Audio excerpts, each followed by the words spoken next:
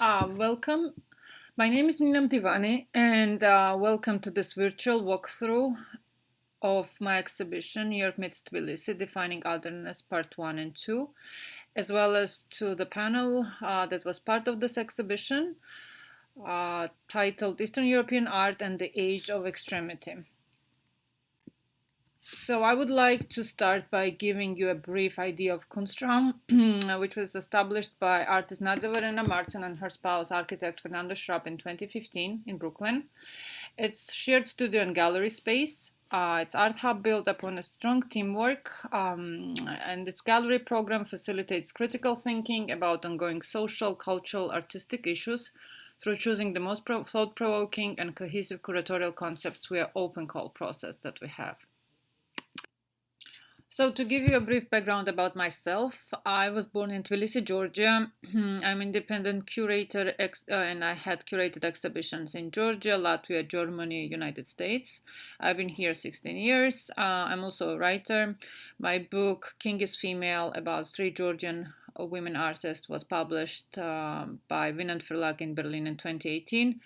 And in general, I work on the projects that bring together many international artists. Some are more established, some are less established, but I work on the ideas, around the ideas that are interesting to me. One of them being otherness. New York Meets Tbilisi, Defining Otherness, is a curatorial project that I researched as part of my residency at Kunstraum last year. And I wanted to look at otherness and present it as two cultures in a visual dialogue. As Georgia undergoes many changes, same thing is happening in the US, and it's interesting at this point of time to observe how we perceive otherness and how we look at it from different perspectives, and how we address it in ourselves, in others, as well as in the societies that we inhabit. And also to look at the different positions that we take towards the other. Exhibition analyzes this reaction by addressing them in two parts. First part of the exhibition was presented at Assembly Room Gallery on the Lower East Side this year, and it was a dual show of Tbilisi-based painter Rusudan Khizanishvili and New York-based Brazilian sculptor Juliana Siqueira Leite. You can see some installation shots here. And then the second part that's still going on in Kunstraum in Brooklyn has 8 Georgian and 4 American artists. And I would like to show you works from this exhibition along with some commentary. The two works that you see here both address otherness of one's body. Anouk Beluga uses religious imagery and religious connotation, as in Georgia it's customary to go and celebrate a person after his passing on the 40th day, and here she symbolically addresses this, and at the same time it takes about 40 days for the hormonal changes to start happening when someone is changing one's gender. So this is something that was interesting for her as an artist, and this for me mirrors Tim Foley's a beautiful work that also talks about gender and queerness and how society is trying to weigh a person down when he's different or she's different from someone that's accustomed.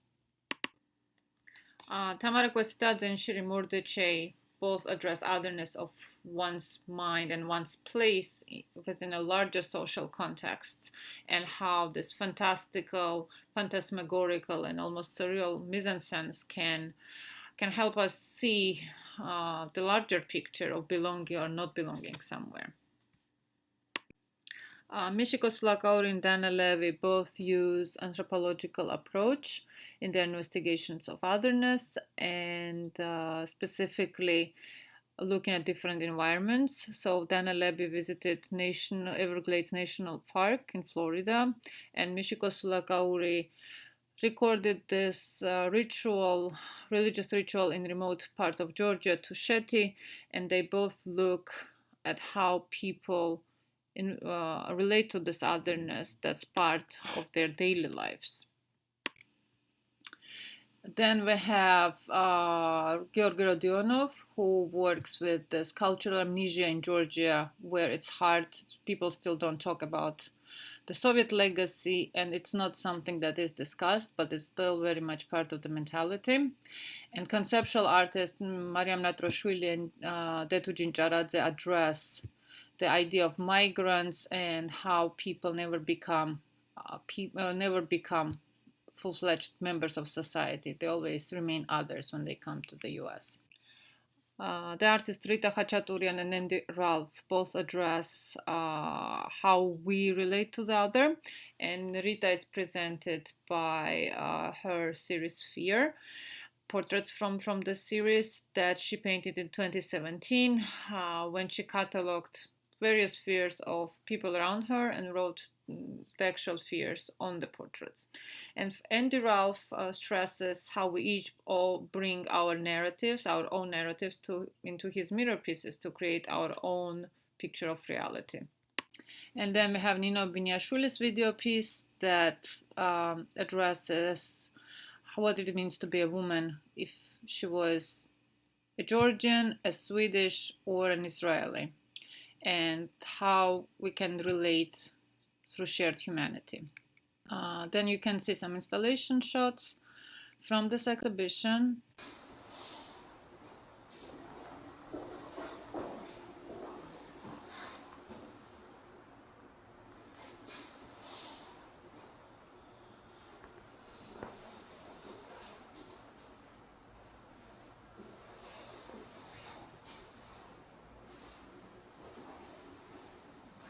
And to conclude and to lead into our panel, so it was very interesting for me to bring this conversation forward and talk about Eastern European art that is not really discussed much in New York and is less seen. And as a curator who is from that part of the world, it's interesting to address different issues surrounding bringing interesting art and intellectually stimulating art to the West. And so participants include Adele Eisenstein, Monika Fabijanska, Nadja, Verena, Marcin, Mladen Miljanovic, Vladislav Sludskiy, Zsuzsanna Szegedi-Varga, and it's moderated by me. Hopefully you'll enjoy it. Thank you.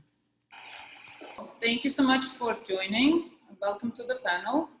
And I just think that it will be a good place to start if we just can briefly introduce ourselves and then just state in a couple of sentences what's on our mind, then open up to other questions that I have, because I feel it's all connected at this moment. Zsuzsanna, you want to start? Sure. My name is Zsuzsanna Szegedi-Varga. I'm a Hungarian-American visual artist. I've been living in the US for 22 years. My practice is interdisciplinary, so I'm not only working in different mediums, but rather occupy the space in between formal disciplines. And my work mostly takes place in the exhibition space, but not all work falls into this category. I've been developing experimental platforms also. Actually, I recently published a bilingual book in remote collaboration with János Afra, a Hungarian poet.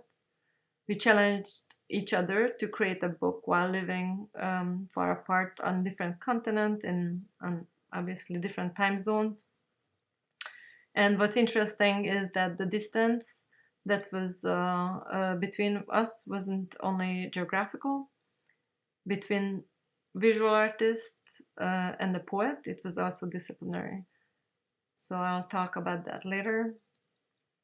And now I live in Boston and teach as a visiting lecturer at the art department of Wellesley College. That's my introduction. I can go ahead. My name is Vladislav Sludskiy, and I'm from Kazakhstan, where I run a non-for-profit organization, Eurasian Cultural Alliance, since 2010. And we organize exhibitions, festivals, educational initiatives, and basically our model is to bring artists from elsewhere to Kazakhstan and Central Asia, and to also exhibit artists from Kazakhstan elsewhere. New York, Dubai, Zurich, depending on circumstances. And I'm based in New York, also since 2011. I studied arts management here and ended up staying, worked in a commercial gallery, Ethan Cohen, that was centralized, focusing on decentralized markets like Chinese avant-garde or African contemporary. And I'm trying to basically build up an ecosystem where what I do here on a more commercial side as an art consultant will support my initiatives in Central Asia and vice versa. I'm trying to link those two different cultural situations.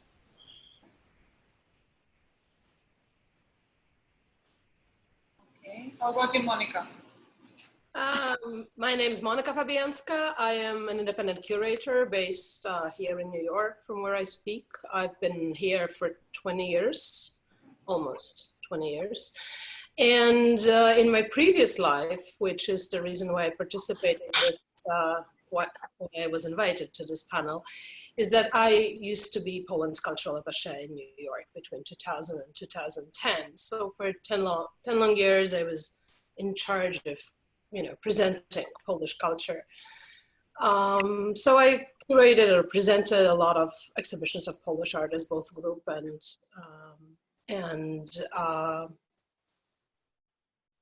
solo. Now I don't work with nationalities, I work with feminist artists. That's what I specialize in. Yes. Mladen? My name is Mladen Miljanovic. I am let's say, conceptual artist coming from Bosnia and Herzegovina, and at the moment living in Banja Luka in Bosnia. And beside my artistic practice, I also teach as a professor of contemporary art practices at the university here at the Academy.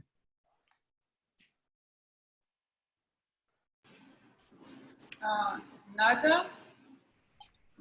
Hi, I'm Nadja Marcin. I'm a performance and video artist from Germany, born to German Slovakian parents. So half of my family is from Eastern Europe and the other half from Germany, and I live in the US for 12 years. I founded the space Kunstraum LLC in 2015, through which I met Nina. She's been our amazing curator-in-residence for 1 year. And it's a community for artists, designed by artists, that brings affordable space and networking opportunities to New York. And as an artist, I work in the realm of intersectional feminism and ecofeminism. And I've been on a tour since 2017 with my artwork Ophelia, which actually talks about humans being vulnerable to the higher powers of nature, being suspended underwater, unable to breathe. And in a tragic way, I feel like that performance has been forecasting in a way whatever is happening right now. But I'm happy to be here and happy to share, and I want to thank Nina for being so strong and bold and holding this meeting, bringing us all together. Makes me feel good to unite power and resources and exchange. Well, thank you so much. I know that Adele is trying to join us via video. I hope she can hear us and she will join us shortly. But yes, I can hear you, and I know you can't see me and I can't see me. Sorry. Okay, Adele, sorry to hear that. So let's say, so we just started by briefly introducing ourselves, and I mean, you can have a turn and then I can talk a little bit more about myself. So, can you hear me? Yeah, I can hear you. Sorry, I'm still trying to figure out why I can't make the video start. But so in terms of, yes, but Adele, can you, so in terms of your connection to Eastern European art or to what you do as a curator and the writer, can you give us a brief overview?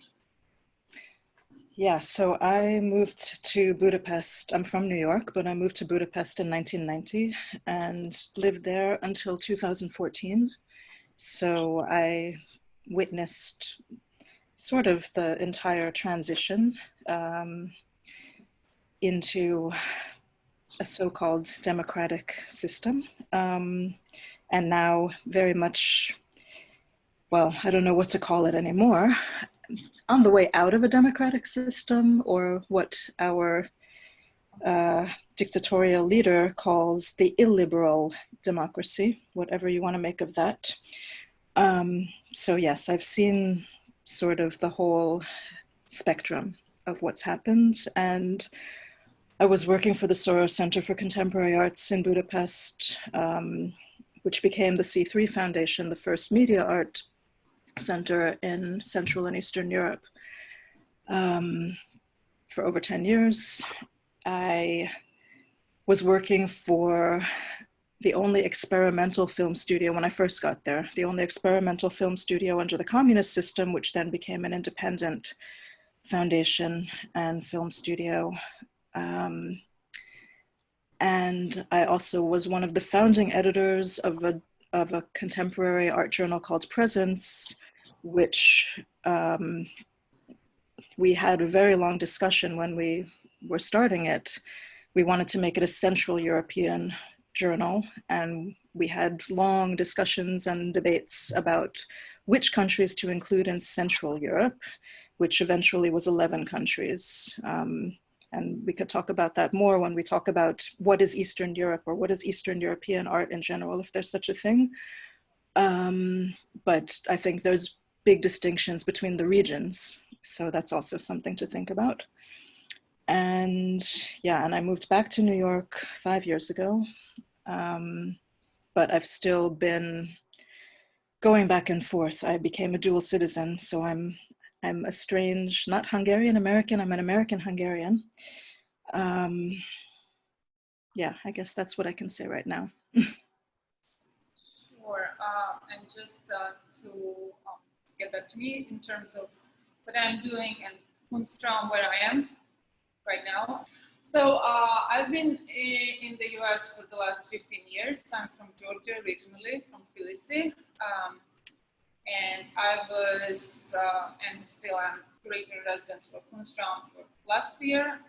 Part of my residency was to bring this exhibition that's still ongoing. Just unfortunately, not too many people are able to see it. So the title of the exhibition is York Meets Tbilisi, Defining Otherness. And it was interesting for me to work on this because I think the theme of otherness is important, and especially it became even more so the last couple of months, right? But so the idea of the exhibition was to look at otherness in the context of one's own person, when encountered in other people, and also when encountered in the society. And so I brought 8 Georgian artists and in conversation with 4 American. As I was working on this exhibition, I realized that it's very hard and impossible to understand Eastern European art if you take it outside the social context, as well as if you don't talk about the traditions that are embedded in this art and in these countries. And also this question of narrative, which is also quite complicated for Georgia, and I believe for the rest of Eastern Europe as well. And the question of narrative is pretty much an uninterrupted narrative, right? Because until 1917, until the Soviet invasion, Georgian art was developing pretty much in line with Western European art, from all the time from Byzantine Empire through 1900s, when Georgian artists were still able to go to Paris and get some influences from there and to bring them back to Georgia. But then 1917, this narrative was interrupted by the Soviet regime, and then the Soviet regime also had 2 narratives to it during that time. The art there had 2 narratives. One was official party line, the art sponsored by the official, infrastructure, and at the same time there was this unofficial art, underground, something marginalized, artists working in semi-isolation. And so there were 2 distinct narratives, which is, I think, also is reflected in many other countries in Eastern, so-called Eastern Bloc. And after the Soviet collapse, that narrative is still it's still interrupted, and it hasn't been created to something cohesive. It's still very fragmentary. And what's going on in terms of contemporary art in Georgia is the artists are still to a large extent, are still searching for their identity, trying to balance something very local with something that's universal, but do it in a way that's not only for local consumption, but also for the West. So trying to make it understandable to the West and Western audiences. And if you see this kind of developments in your own countries, and, I mean, how authentic? I mean, my first question would be, I would say, just to get back to the question of narrative. Do you feel like this reflects what you observe in your own country of origin, or the countries that you work with?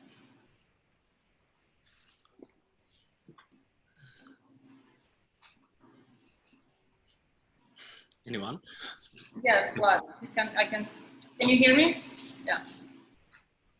No, I would love to be second or some, not the first one, but because I'm also from a little bit different context. Central Asia is not really Eastern Europe, although I think we do face the same symptomatics and the problems of integration, because it's sort of considered being a periphery of some sort as well in the established markets. So, also, I think what's important and what we personally work on is trying to connect this local scene, for example, in Kazakhstan, to the outside international system of art, which is, Georgia is working on this, and it's hard to establish and to become part of this larger system. And I think what you did with trying to bring this biennial, right, to Kazakhstan, is pretty much what you were working on.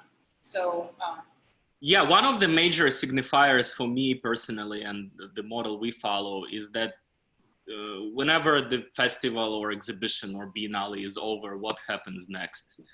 And for me, it's crucially important that the artists and curators and art professionals remain in communication. I see they are following each other on Instagram and commenting on Facebook and liking, and there is this exchange happening. And I think what we should definitely use is this ability to access information easily.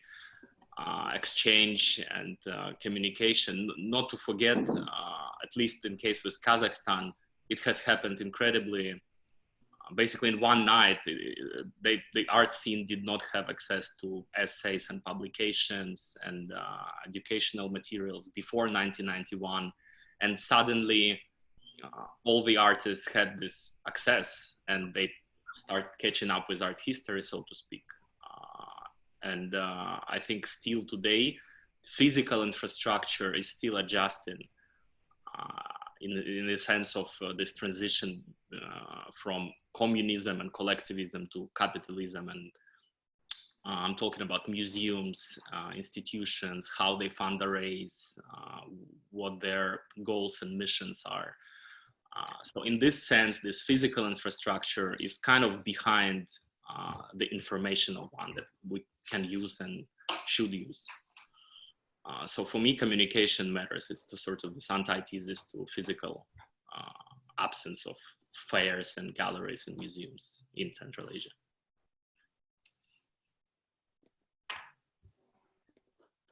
Monika, and in terms of what you observe in Poland and how you see it, this question of narrative, that just to go back to it for a second, do you see that this reflects the experience of Polish art, for example, this interrupted kind of fragmentation and this lack of coherence, just trying to come up with coherent characteristics for the contemporary art in Poland right now? Or is it solidified and you can see and talk about like specifically Polish art specifically standing out on its own, drastically different from everything else you see in Eastern Europe? Not really. I don't see anything specific about Polish art as being different or other. And I don't necessarily see anything specific about Eastern art at all. I mean, Eastern art from Eastern Europe. I would say that there are countries in which you can see, in contemporary art, you can see very strong nostalgia or need to address and readdress the Soviet past, which is the case of Russia and former Soviet republics. But for the other countries which were in the Soviet sphere, so to say, it's very, very different from one country to another. And certainly there is no sense of any nostalgia in Poland. And I've never seen any work of art that would actually deal with the communist past. You know, if you deal with the past, you refer to 1970s conceptualism or refer to certain thoughts or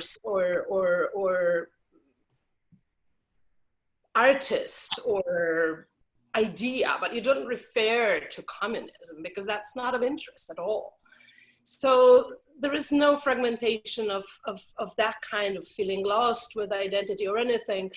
Poland is, of course, also the most to the west of those countries. Or you can think Yugoslavia is the former Yugoslavian countries are, because they were the most connected with the West during the communism. So there have always been a lot of connections with the West, and they're very natural. And artists were always looking up to what was going on in Paris or what Joseph Beuys was doing in Düsseldorf. They were really absolutely uninterested in what was going on in Moscow. Sorry guys. So you know, I don't really think we can talk about Eastern European art in that respect at all. What I would say, there are very important and very interesting distinctions when you look at the longer history of those countries, because Hungary, for example, was part of the of the Habsburg Empire in the 19th century. Southeastern Europe was part of Ottoman Empire for many centuries.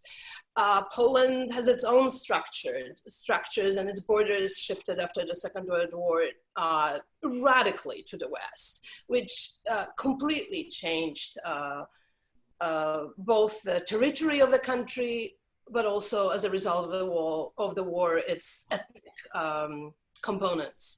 So there are very different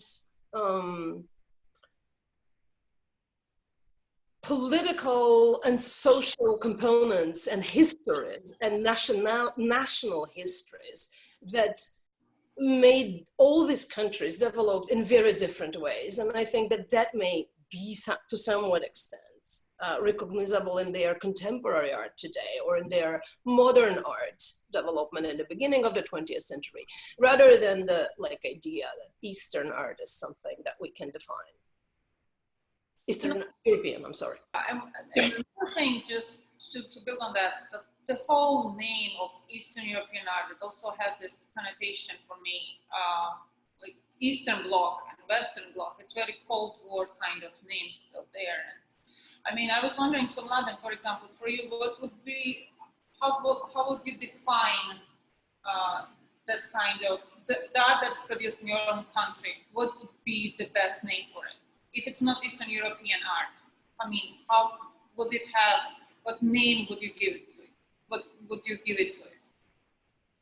Yeah, first I need to say, thank you, Nina, for giving so much efforts to conduct all these people here tonight, because here is already, I'm very honored to share the thoughts and to discuss this kind of topics that you set tonight. I feel here also, I found little analogy. I'm on balcony, which is balcony, yeah, and also on balcon, balcon, yeah. It's a very linguistic thing. Yeah, it's really a question that arises all the time,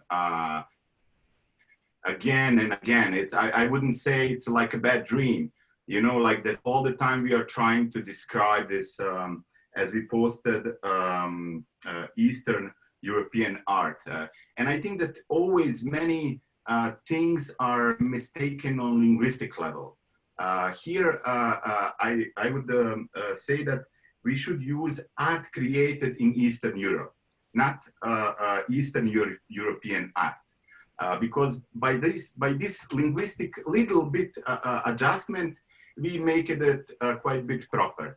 From the other side, I agree that still from the Cold War, there is left some sort of, let's say, heritage, historical heritage of this division on East and West. And so we all the time try to face with it, you know. I would quote now one friend of mine, actually, which passed away a few years ago. Many of you know for his art. His name is Mladen Miljanovic. He's a conceptual artist from Croatia. He has one statement who is saying what's the actual, for him, from his point, different from Eastern artist and Western artist. And what he claimed, he says, the problem of Western artist is that it works too much. And problem of Eastern artist that it thinks too much. That's why you have in Eastern art so reduced form, very contemplated in terms of thinking, a lot of philosophical approaches attached to it. And so from the other side, you have, let's say, this is all generalization. I'm quoting him. From other side, you have Western art, which is, let's say, aestheticizing a lot, you know, and use of a lot of aesthetics. So still from that period, somehow we made this division. I think that what make the bridges between this so-called East and West, it's basically, I don't want to say unfortunately, capitalism. It's something that bridges and basically a little bit connected these kind of divisions in the past, let's say 30 years, as let's say the block is a little bit fragmented. The quite similar thing happened here in Yugoslavia, because you had one, let's say, joint cultural space, which fragmented now in small states, but still strong connectivity is there because you have a historical heritage, which is in this case very important. And also what I would like to point for the beginning of this conversation is prejudice. This historical context, sometimes, in my case, is quite often, you have a very, let's say, a lot of weight, it's like historical weight that you carry with your own art. It's like a prejudice. Like in Bosnia, it's immediately attached that you should deal with the war, you know. So there is, as Einstein says, it's more easy to break atom than to break prejudice. And I think that art is playing there a very important role to break these kind of prejudice that they are created from a period of time. And I would tell you one joke, and I will finish with this beginning. Serbian, it's a from Serbia joke. I'm from Bosnia. And Serbian guy in New York City, where you are all now. And he went for a walk from his hotel. And on the street, police officer stopped him. And police officer asked him, can you give me your documents? And he said, oh my God, I forgot them in a hotel. And then police officer said, okay, no problem. Let me just write your data and tell me where you are coming from. What is your country? And the guy says, I'm from Serbia. And the police officer was saying like, you mean from Syria? No, not Syria. It's from Serbia. And then police officer was saying, you mean Siberia? No, Siberia. I'm from Serbia. And then police officer was thinking, what is Serbia? What is Serbia? And then he says, now I remember Ratko Mladic, Slobodan Milošević, genocide, and so on and so on. And the guy says, no, Syria. You know, the thing is that this kind of historical weight that we carry with us also, in many cases, anticipate this kind of identity that we are coming from. So basically, I think also it's a question how to deal with that in the case of, as we said, art created in Eastern.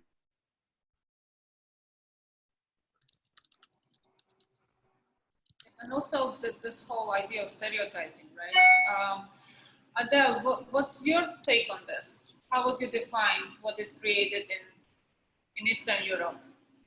What would be the name for it that you think expresses the contemporary reality more than the traditional names? Yeah, I mean, first of all, I keep emphasizing this Central and Eastern Europe, this CEE. Yes, I saw that in your communication, and it was interesting. Can you talk a little bit? So yes. Oh, sorry. Central Europe, Central Eastern Europe. So I wanted to ask you why, and why do you think it's important to still make that distinction? Yeah, like I started to say before, and I'm really sorry that I've been in between. I've been trying to listen and trying to also make the video work, and I really don't know why my camera is not turning on. I'm really sorry. But yes, I was listening now, and I totally agree with what Mladen was saying. But yeah, about CEE, and also, of course, we have you, we have Vlad, who is from Central Asia. This is, of course, another region. And you are from Caucasus, so that's another region. And that's why I said before that I think to think about regions is maybe a little bit more useful than to think about this whole block of Central and Eastern Europe, or whatever you want to call it. I mean, for us, you know, in Hungary or in the Visegrad countries, let's say, I think we really think about more Central Europe, which is, you know, closer to the border between what you call Western and what you call Eastern, or what was more of a transit zone, more of a meeting place also, in a way. But I think I agree very much with what Mladen said, that it's much more useful to say art that's made in a place than to say this is whatever kind of Eastern European or whatever kind of art, because of course there's all different genres, there's all different motivations.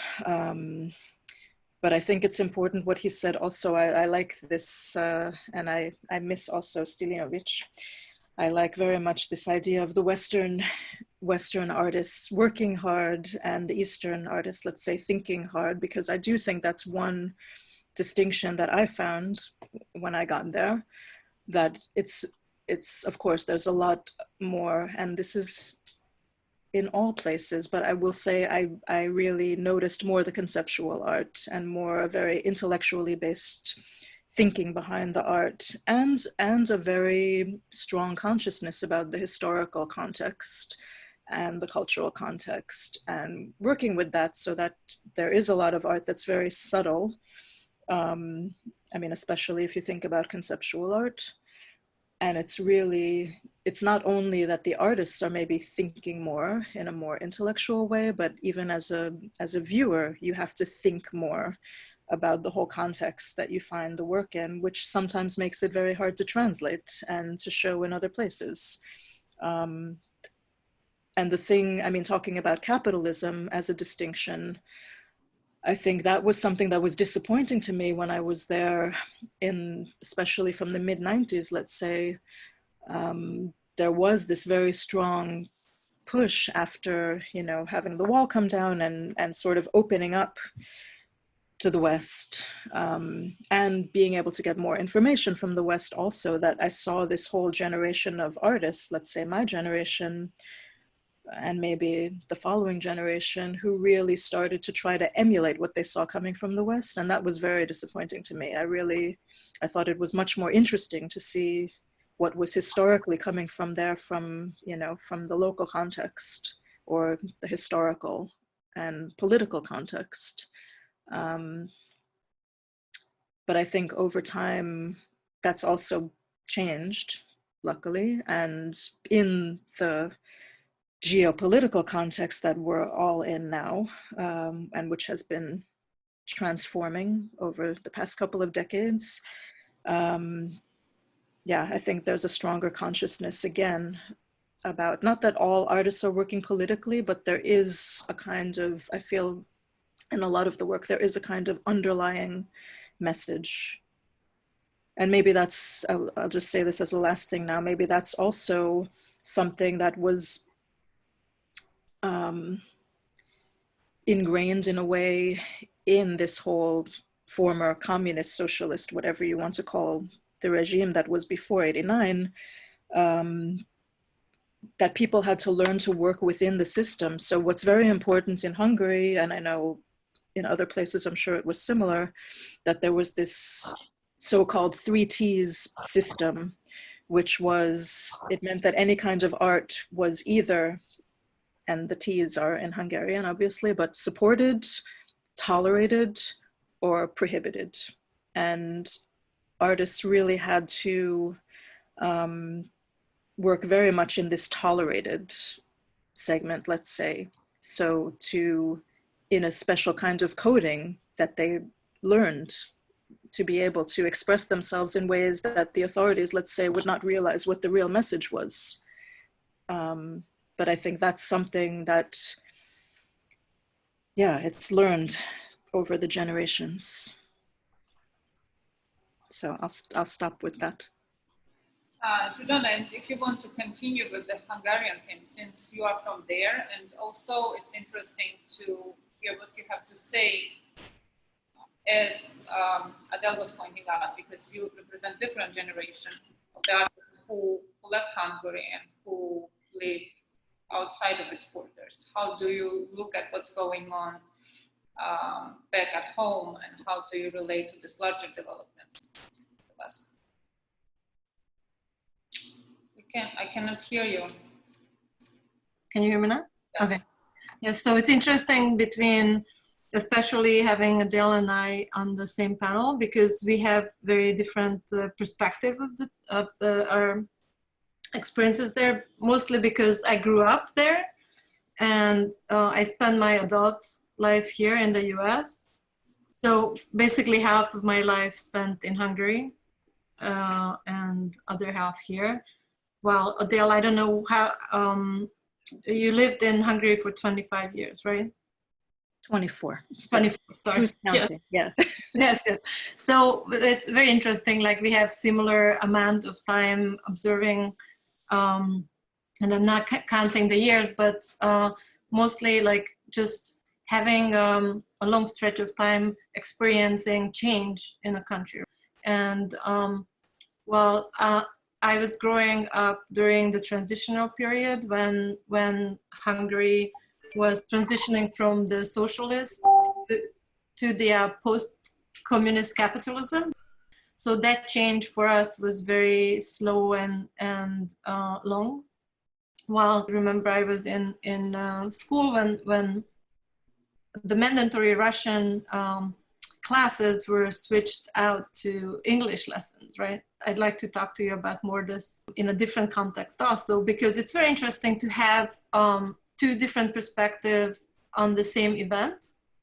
Adele knew English because she's a native English speaker, and coming to the country at the time when all the Russian teachers are being trained to learn English suddenly, right?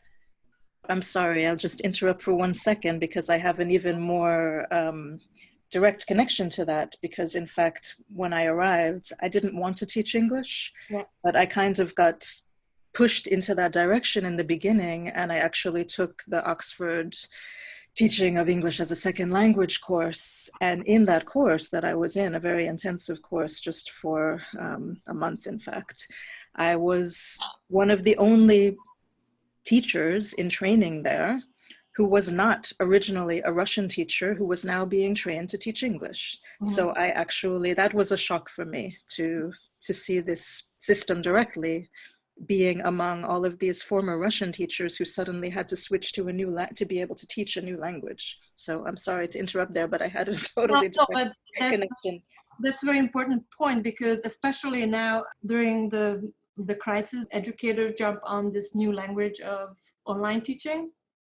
and sort of like that rapid learning that's very similar to the experience I felt with the Russian teachers trying to learn English suddenly, and they were not able to teach me English, at least. So it was a chaos. So, but going back to your question, and sorry I derailed, but for me this West, East and West question might be a little bit different, because I have no interest in talking in terms of dividing this, like extending the division, rather, especially like Mladen, you said, if we say, if we just adjust the language of saying like the art was created in Eastern Europe, right?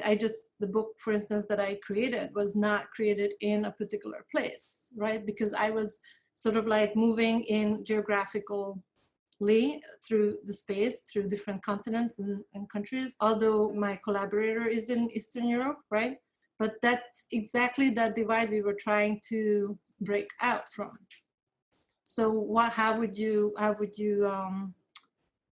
define, how would you solve that, like linguistic, so yeah, it's a problematic term, this East-West. As an artist, I reject this way of even addressing. It's not trying to hold on to this language that comes from the post-socialist and post-communist theory, and because for me as an artist, I feel too limited in that language, to constantly being reminded that we try to get out from that categorization. The label. Yeah, so the labeling, even just the way I introduce myself, it's just from the beginning, it's like a wrong start to me. For me, it's very limiting. Understand. Nadja, I had a question for you in that way. So as a person who didn't grow up in Eastern Europe, but who grew up close to it, right? I mean, when you're growing up, when you are being educated in your art schools and so on. So what was your perception of, for example, art created in Eastern Europe? Was it different? Was it kind of jumbled up under this umbrella term? Or you had this kind of, you had more awareness during your... Interesting question. So I think I'm just going to talk to a few different experiences from art school, and then during my professional career, just to put those statements out there. I can't really evaluate them because I don't know enough about Eastern European art, and then, you know, I'm limited to my very perspective of growing up in Germany and living in the US, all Western countries. Do you hear me well? Yeah, okay. And also, I mean, you visited Moscow for a few exhibitions, right? Yeah, I did some exhibitions. So I have a last name, Marcin, which is a Polish first name. I'm not from Poland, but some people in the art world think I'm Polish. So even in my early 20s, I got invited to Polish exhibitions. And it's funny, you know, they always wanted to talk Polish to me. I don't know any word Polish.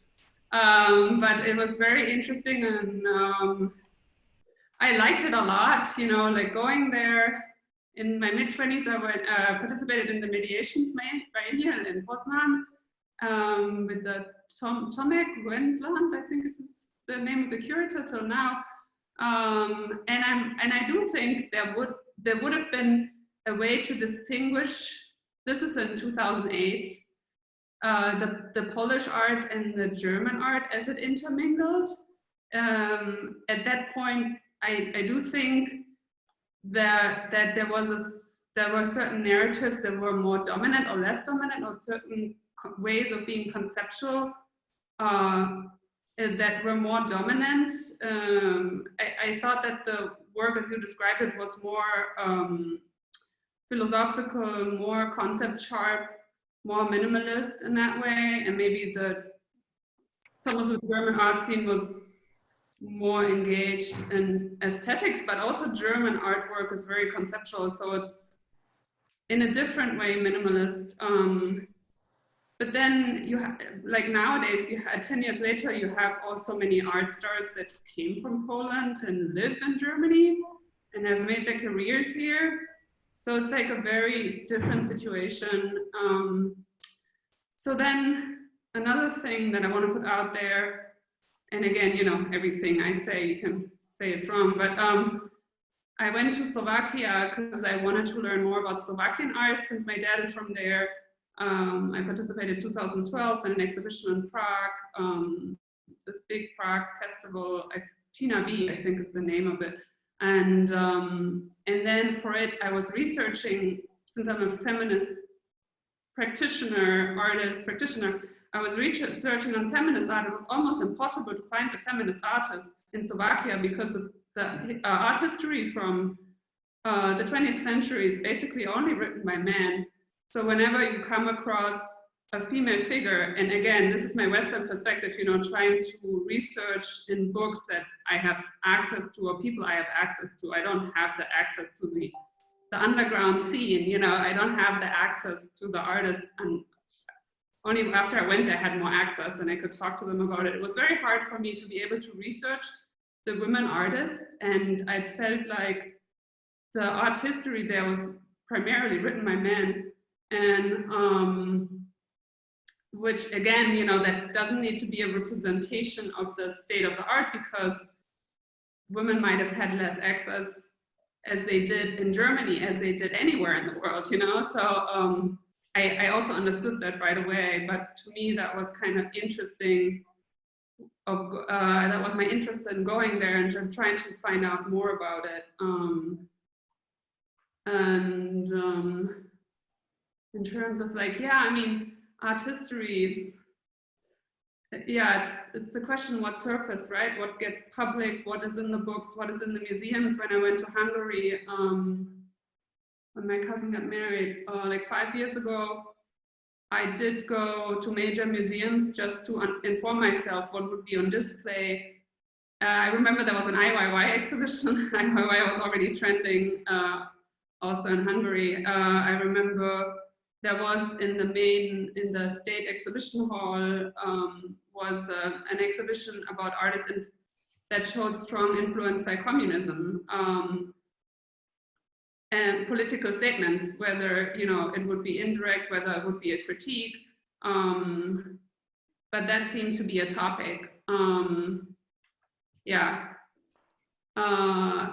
Then myself being, you know, growing up in Germany and then having this dad from Slovakia, obviously there's all these questions, you know, then living in the US, you come around all these questions about your own identity. You wonder, are you really, you know, do you really represent Germany? Do you represent the US? Do you represent Slovakia in a way? I mean, that is very unclear and maybe also not so important.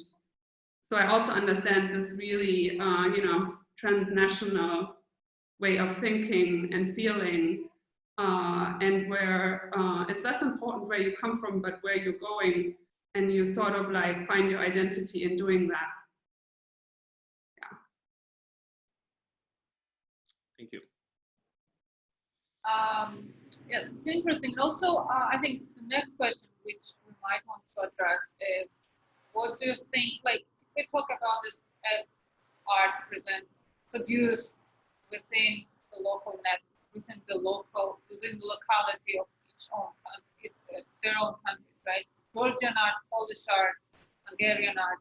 Then, what is unique about them? I mean, is there uniqueness tied to this regional identity, or they're unique by their own, in their own category, like in their own right, based on their local context? Do you think universality of each particular country in the artistic sense translates from its local kind of landscape? Am I little, yeah. I mean, do you think there is something unique for each one of them, or should we try to present them under this kind of umbrella term when we're talking of presenting it in the West? Because it's hard to bring purely Georgian exhibition. It's easier probably to bring something. Still, it's easier to bring something from Eastern Europe as an umbrella term. Yeah, I can just compare it very briefly to Lego. I think for me it's really this puzzle that you can assemble depending on circumstances. But let's say Central Asia has several interesting intersections, such as post-Soviet nomadism, Islam, and more recently this neoliberal kind of pro-democratic younger generation of artists. And I think then it correlates somehow with, let's say, what Slavs and Tatars do, or Babi Badalov. And we can depict those identities and discourses and then combine them in all the, you know, weird combinations, let's say, with Caucasian art or Eastern European. And I think it's a very horizontal situation. They're sort of naturally and organically morph and overlap depending on the exhibition. But yeah, it's like puzzle basically. But do you think it's easier to present it in a way of a puzzle, or it's easier to present it when it's presenting just one country, starting one country? I think if we're talking about integration, I would propose the following model. Because I've worked quite a bit with Chinese avant-garde and African contemporary. And, you know, on the commercial side of things that we sometimes want to ignore, but still it's very much there. I think branding is important, right? When you're describing the artwork, it immediately places you to a certain context and time period. So it's not to say that African contemporary art is the, you know, bad umbrella to name it. So probably we should present to Western professionals, this kind of, to give them a glimpse of context of what we're talking about. And in that case, yes, we do need some kind of board or branding. But on the other side, it's gotta happen organically. And here I claim that I think horizontal intervention is way more effective in the sense that it does not need any identity attached to it or branding. It's just international curators curate international artists. And if the topic correlates with what they want to express, then it doesn't really matter whether the artist is from Central Asia, Kazakhstan, or Tbilisi, you know, as long as it can help support the argument. Do you mind if I No, of course. I'm just curious because you mentioned branding, and it's just a very strong term. I like the term because I feel that it very much catches on the concept of profit in the art and in culture and the culture industry. What do you think about it in that terms? Like, how is these labels are being used if you're thinking about branding? Well, a little bit harder for me to talk about Eastern European art, because while I deeply appreciate it and follow certain things, I'm not dealing with it as a curator, you know, on a daily basis. As for the Central Asian art, it does help me, I have to say, you know, when I'm, you know, addressing certain things to colleagues and art professionals in the world. Even the fact that I'm from Kazakhstan, and whenever I tell it, pronounce it out loud, it's a great opener. People are interested. They immediately want to know more. So I don't see much of an evil, you know, inside of the to brand things.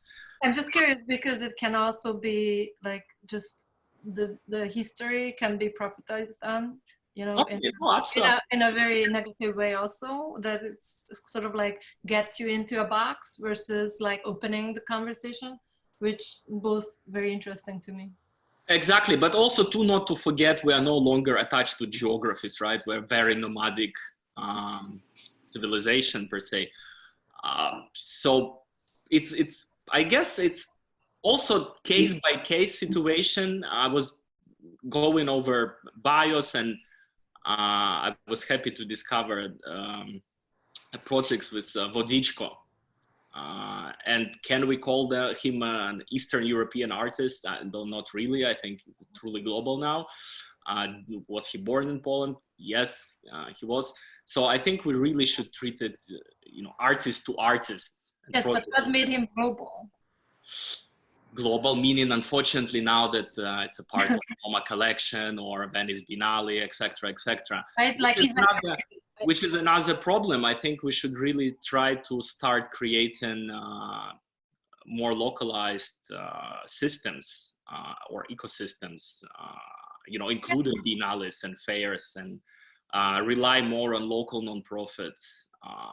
I guess my point was like what made him local is his activities globally, right? What made him global is his activities globally. But what if an artist is local, but his or her or they mentality or thinking or concept or theories are not segregated by geographical? That's what I meant. You know what I mean? Like how, and this is maybe for everybody. Yeah. That's where I'm coming from. If I may chime in, Vodichka's case is actually interesting because he represented 3 different countries at the Venice Biennial. He did represent, no, 2, I think. He never represented the US. He is an American.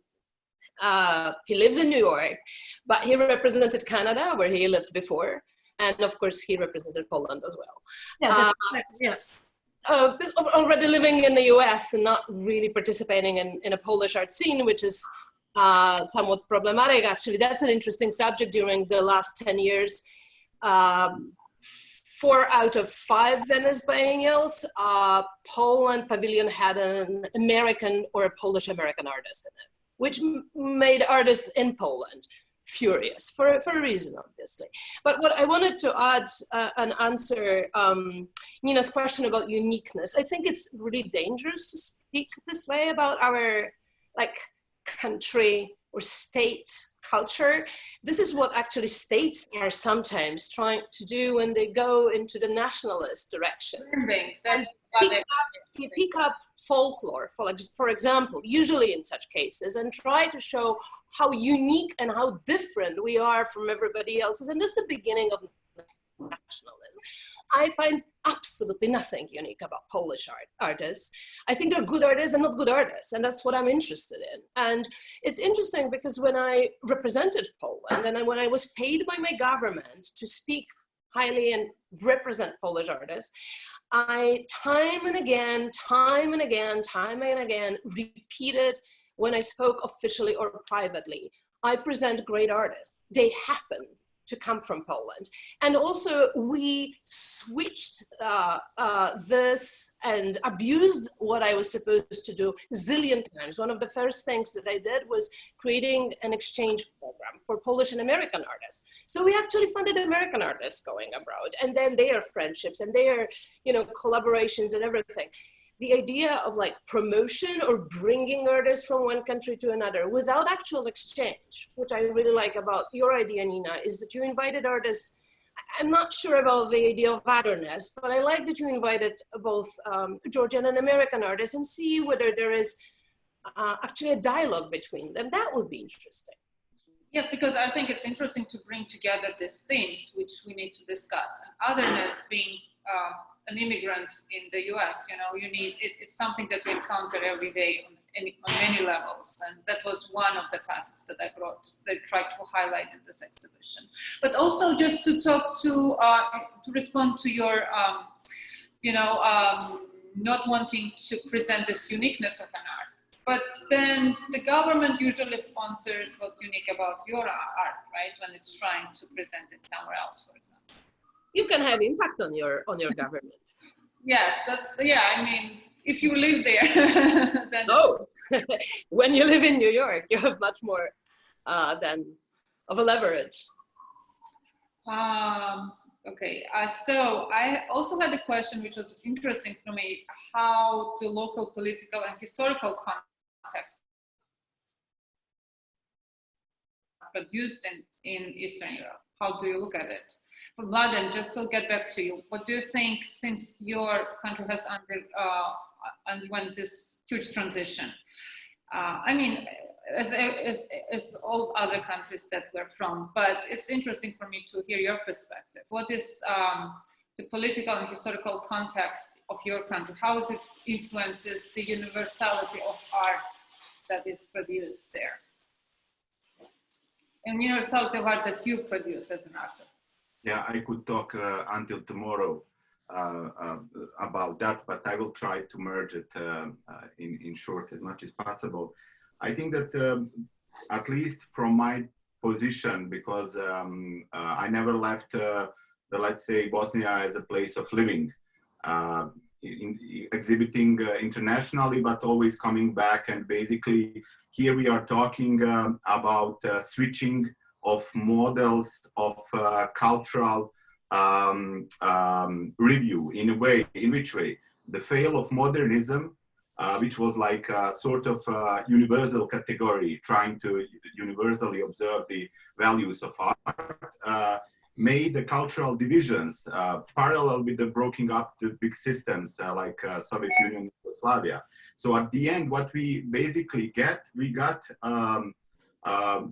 very, let's say, fragmented, site-specific located cultures, which are now giving a new terms like we today talking about art in Eastern Europe. But for example, my experience of these kind of circumstances, as you said, like from shifting the different difficulties in the states you live in, I need to say that, for example, Bosnia and Herzegovina, after the war was end in 1907, was, let's say, El Dorado for the big name curators coming into the region, picking up poor pathetical artists and exploiting the social pathetic of the region into the West. And let's say by that way, creating the new standards for those upcoming artists, how they should follow the stream in a way. Because in this case of the conflict, we need to think about the line of education. Line of education in art was going in one way. Then the broke of the system and the war basically turned all this upside down. And then we have these big shows dealing with, let's say, former East. And then they set up the standards, how and what the artist will do as a content of their work. And when I'm saying that, I'm saying that this art was dealing with this, let's say,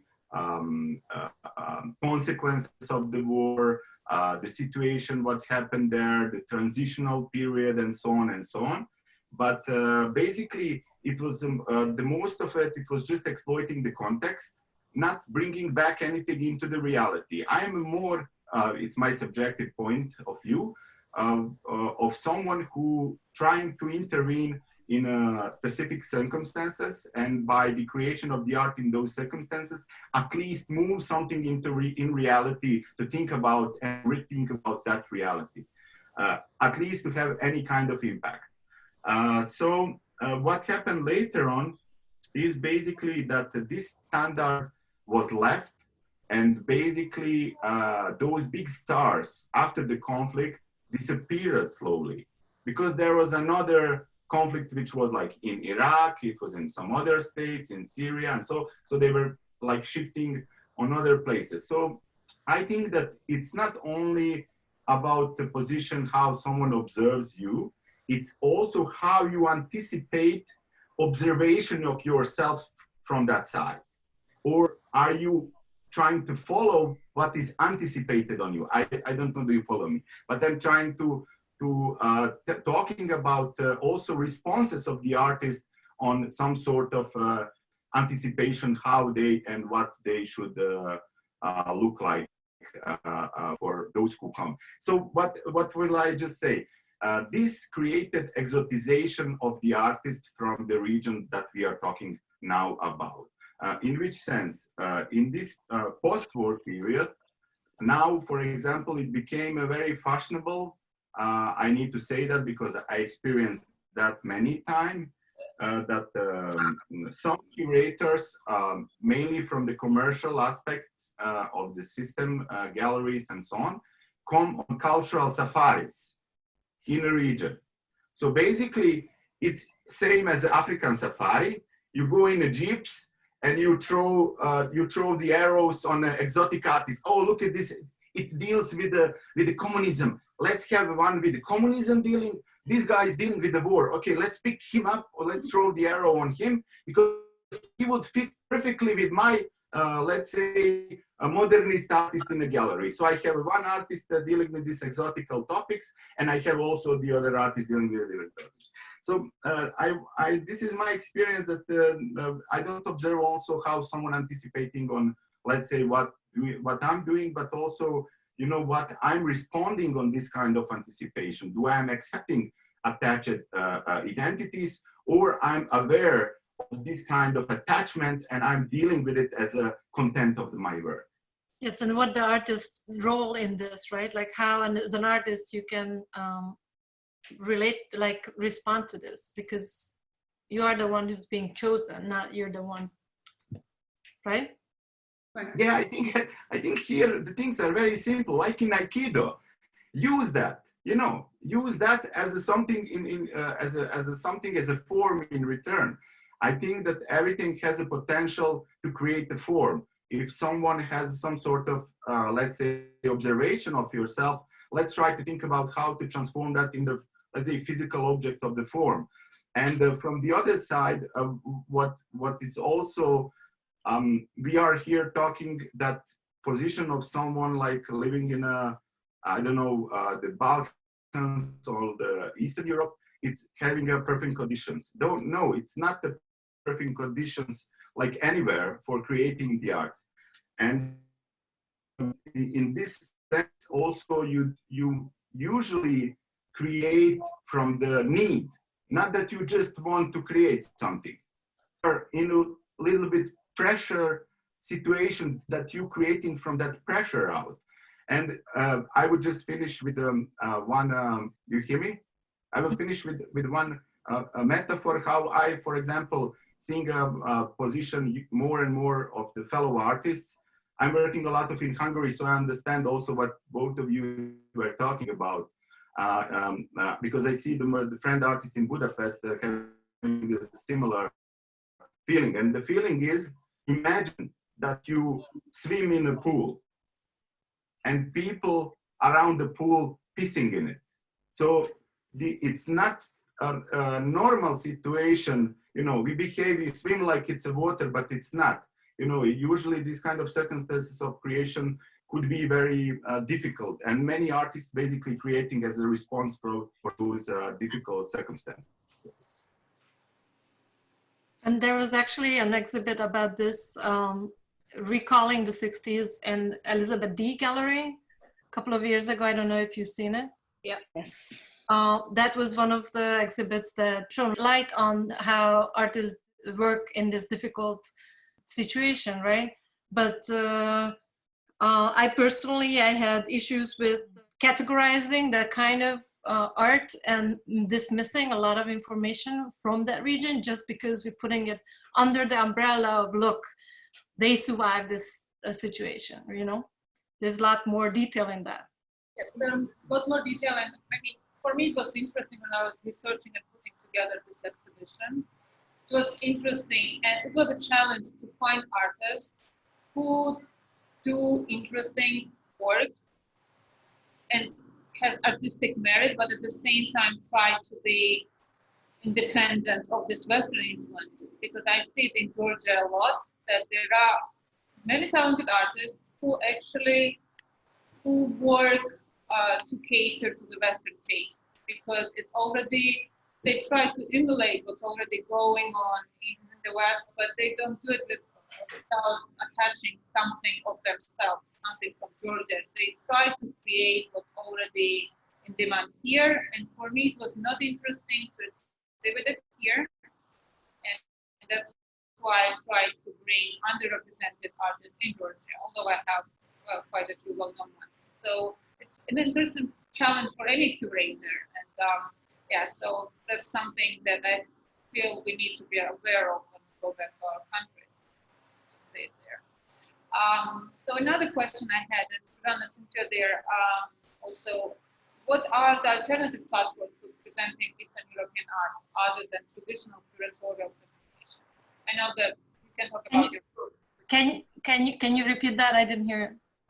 My question was, what are the alternative platforms for presenting Eastern European art in the West other than traditional curatorial presentations, for example? Other alternative what? Alternative curatorial presentations, not something that we see only in exhibition, but what other formats we can choose to showcase Eastern Europe, the art created in Eastern Europe. And welcome to everybody, welcome to answer that. I can tell you a very brief story about Limited Liability Pavilion. That's the initiative we started doing in 2015, I believe, because Kazakhstan does not have an official pavilion in Venice. And it's been the struggle. Somehow our government is not capable with making it happen, although Venice Biennale tried hard several times and always something goes wrong. So we decided to reflect upon that. And with Nikita Kadan, who is a conceptual artist from Ukraine, we made a small exhibition in an apartment we were renting, basically. And it was guerrilla style. We brought everything in luggage, basically, exactly like they used to do in the 80s in St. Petersburg. And the idea was to represent artists from the region without having this official, flag of the Republic on the entrance of your pavilion. To show artists, but outside of this context of, Poland is showing this and France is showing that, but still be a part of this major art event. So this is just one of the formats. And then it went well. We keep doing it. We did another one in Kiev in 2016 and one in Zurich as a part of Manifesta. And the last one took place in Dubai as a part of Asia Contemporary Art Week organized by Liza Ahmadi. So these are just the formats that worked for us. Maybe you can fantasize on how it's going to work for you. Can I just ask something from Vlad? Sure. Actually, I wanted to respond to many things that all of you said in all this time. And I put my hands up since you can't see me, but I don't know, Nina, if you see that. But because you brought up Venice, one thing that was very interesting for me, and now I don't even remember how many years ago this was, and there have been now at least 2, I guess, or maybe 3 Central Asian pavilions in Venice, and the first one was curated by Victor Misiano. I'm just wondering, Vlad, how you feel about those pavilions. Not bad. I feel good about it. And the last one, I think, happened in 2012, I believe, because then they were out of funds and it never happened afterwards. But I think we should unite regionally, at least in Central Asia. And I see a lot of movement and cross-cultural cooperations between small nonprofits. Bishkek is blossoming. I know a couple of interesting international artists going to Kyrgyzstan and opening their studios there because workforce is cheaper. Materials are cheaper. So it's interesting dynamics. It doesn't work, one way. I guess it's a two-way road. And I think, representation on the regional level is interesting. So we're moving back to the regional level now. I thought we wanted to be all separate. Yes, but I think it's a multi-channel situation. We can present, certain works in this format while also integrating them, horizontally through institutions and museums. I think it's just, it's about being active. It's not, it's not like we should stick with one unique formula and then it's gonna get us somewhere. And it's not, and I think the difference really is enormous between Eastern European or Central Eastern European countries, whatever you want to name them, and countries in Central Asia, both historical, religious, cultural, and in terms of access to funds and in terms of access to communication and in cultural relations. I mean, you have much closer relations to countries like China or Mongolia that we have no connections to from Eastern Europe. So actually having Central Asian curator with your experience and having people from Central or Eastern Europe, these are very different contexts. And what works for you, certainly, in terms of working on a regional level is very different for, you know, Czechs or Hungarians or Poles. Although they collaborate too, but they don't want to be seen as kind of a block. Can I respond in two ways? One thing I was just thinking, and maybe we should think more, not even necessarily regionally, but culturally and historically, because I'm thinking also when I think to some pavilions in Venice that have been, let's say, gathering artists from different countries, from different places, but that have something in common. And what just came to my mind was the Roma Pavilion. And I remember the first one of those also very well, which I thought was really wonderful. And, you know, gathering artists of Roma background or ethnicity or whatever you want to call it, but who were coming from different countries. And, you know, of course, there were Hungarians, there were Slovakians, there were Czech, there were people from the UK who were gypsies. There were, or sorry, they also call themselves gypsies, Roma, whatever you like to call them. You know, and so that was, I think that was interesting to see, because definitely there were a lot of parallels, and it's not necessarily regional, but it is cultural. And the other thing, I just, as a very quick direct response to Monika, just mentioning that, yeah, of course, there's huge differences between Central Asian and Central Eastern European. And you say that there's, you know, maybe much more in common with China or Mongolia. I mean, one really bizarre thing with Hungary, because there's always this legendary history going back to Mongolia, where supposedly the Hungarians came from. So especially this current right-wing fascist government that we have, is constantly referring back to our Mongolian backgrounds, and even saying that Hungarians are at least half Asian. So this is another weird thing. But I wanted to respond a while ago when you were saying that you think it's really dangerous to focus on these national unique qualities. And that's really, you know, that's the turn to nationalism or even fascism. And this is exactly what has happened since Orbán has come back to power in Hungary from day one, that he basically, well, there's a sort of parallel institution to the Academy of Arts and Sciences, which is the very right-wing, very conservative Hungarian Academy of Arts, so-called Hungarian Academy of Arts, which he put into the new constitution. So basically making them the authority on what is Hungarian art. And it's, you know, it's very much around folklore. And I mean, it is very important to look at that this kind of nostalgic clinging on to what makes us unique, what makes us special, coming from our legends and folklore. Yeah, I would like to, I'm just getting this idea, it's really interesting, just sort of like listening and bystanding. I was just thinking, you know, why don't we criticize biennials, especially things like the Venice Biennial, much more than we do? And, you know, why isn't there sort of like a switch up between those pavilions? It's so strange that the economically leading nations have these big pavilions in the middle of the Jordan, and then the others are somewhere banned on some islands. I mean, that itself already seems pretty sickening. Like, why wouldn't there just be a way of starting some sort of rotation, or that's a pavilion lottery or something that, you know, creates a different game there? I mean, that itself, already just thinking about it, it's quite absurd, no? I mean, it's inevitable. The hierarchy is so idiotic. Yeah, just a commentary. Feels like we are trapped in our own system.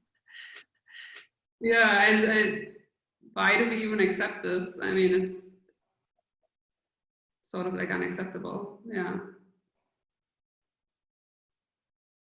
And then what do you think that based on what, I mean, yes, it is unacceptable in a way, but then how do you see what are the barriers for presenting intellectually stimulating art produced in these countries in the West? What are the barriers that we encounter beyond the obvious kind of difficulty of finding the galleries that might be interested in staging a show from this part of the world? What have you encountered as a curators working with this? I'm really highly interested in morphing Chinese avant-garde with the rise of contemporary art in the 90s in Kazakhstan, particularly, but more broadly Central Asia. I think there are a lot of intersections that are not visible at the first glance, but digging deeper, you will see that. And I think that's another nice way to maybe help and support integration of emerging identity, cultural identity to the already established. And when you want to do it, what is the difficulty of doing it? I mean, what are the barriers that you see encountering? It's a process. I'm trying to fund the race basically, and I'm showing this little PDF to all the sponsors and patrons in Kazakhstan, but I also do not mind doing it in New York. And I have access to interest in Chinese avant-garde pieces. And I think it has to do a lot with political dimension, of course, because they had similar communist past, and then you have this years of kind of complete freedom and liberty that is overtaken soon by new ideologies. And it's really this conversation between open markets and planned economy with all the circumstances involved. So this would be one direction. And I'm also, I think I told you this idea, I really want to probably make an exhibition on pre-Soviet times. There are many exhibitions and research done on this post-Soviet similarities of all the identities, between Ukrainian art and Uzbekistani art, for instance. But a few curators actually explored what was happening culturally before in all those territories. So ideally, maybe to curate some exhibition that would completely leave out and ignore Soviet times and really concentrate on what was happening before. And I'm here precisely talking about maybe even ancient times when, for instance, I know that in Georgia, certain tribes were sharing the same goddess Mitra, who was a genderless goddess in mythology of nomadic tribes of Central Asia and also in certain tribes of Georgia. And if to find and trace those unconventional connections, I think that would be something really interesting, and it can help also to educate ourselves, first of all, because I think it's a fascinating topic. Monika, what do you think? What are the barriers that you see? They're different in different countries. I mean, the obstacles to present art made in Eastern Europe in the Western Europe are very different from those that you have trying to present it in the US. And I worked in London before I worked in New York, so I do have at least those two perspectives on that. Of course, there are also historical perspectives that really changed radically over the time. I remember my first conversation at MoMA in 2000, and I actually did hear a sentence that I sometimes quote from a curator who's today a good friend. So I never named the curator, and I completely understand where it came from, but the sentence was, "Darling, you have to understand that we're absolutely uninterested in emerging artists from Eastern Europe." I love this quote because they were not showing anything. Yeah. Global that they now try to do and collect and represent and suddenly be a museum that has everything and everybody. Then around 2000, except for American art, you would see some Brazilian artists, maybe some artists from South Africa, but not, and of course, Western Europe, and not much more than this. This was unheard of. So, you know, it took me 12 years to finally lead to having MoMA organize the first exhibition of a solo exhibition of a Polish artist, not a group exhibition. And it was a very interesting process. And of course, the main difficulty in working with museums here is that museums are, unlike in Europe, private corporations. So their program is controlled by the boards, and the boards are collectors, and they want the museums to present what they collect. So if an artist that you would like to present is not represented in American museum collections, there is no interest to present an exhibition of such an artist at a museum. When it comes to the galleries, commercial galleries, of course, that takes a lot of financial investment. So over the past 20 years, a lot of Polish excellent artists got their representation by a lot of international galleries. Some of them are in New York, some of them are in London, et cetera, et cetera. And it just went in a very natural way, but it did require a lot of money. So it usually happened through the system of art fairs. People met in Basel, people met in Miami, people met in New York, and slowly this sipping through and just business that the galleries did together between themselves, very often supported by some state effort of European countries, because they do that, unlike the US. And it just grew. And it's different in the case of each of these countries, but it's sort of natural, it just happens. Yeah, I agree. We all see it, I think. I can add, that, for example, because as it's now, like in the past year, there is sort of interest, for example, in, let's say, heritage of Eastern Europe, like it was recently a big exhibition about monuments from ex-Yugoslavia in MoMA, and there is like occasional